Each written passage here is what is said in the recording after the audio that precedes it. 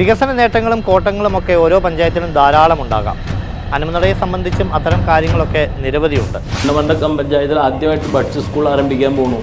ഒന്നും നടന്നില്ല, പ്രഖ്യാപനം മാത്രമേ ഉണ്ടായുള്ളൂ. നമുക്കറിയാം, കഴിഞ്ഞ സാമ്പത്തിക വർഷക്കാലത്ത് സംസ്ഥാനത്തെ എല്ലാ പഞ്ചായത്തുകളും നേരിട്ടൊരു വിഷയമാണ്. ഒരു ക്രിമിറ്റോറിയം വരുന്നത് നാടിന്റെ ആവശ്യം കൂടിയാണ്. അതിലപ്പോ എന്താണ് അതിനകത്ത് തടസ്സം? അല്ല, അത് പറയുന്നത് ഞാൻ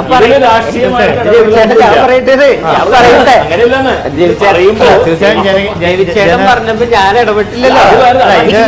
ഞാൻ പറയുന്നത് ആദ്യം തിരക്കഥയും രചിച്ച് നടപ്പാക്കിക്കൊണ്ടിരിക്കുന്ന കാര്യങ്ങൾ ഇഷ്ടം പറയാൻ എനിക്ക് പറയാനുണ്ട്. അവാർഡ് വയോജന ക്ഷേമത്തിന് വേണ്ടി അവാർഡ് വാങ്ങിച്ചു. എന്താണ് ഇവിടെ നടപ്പാക്കിയെന്ന് കൂടി പറയാൻ പറ്റും. പരിശോധിക്കും. മെമ്പർ അതിൽ ഉൾപ്പെടെ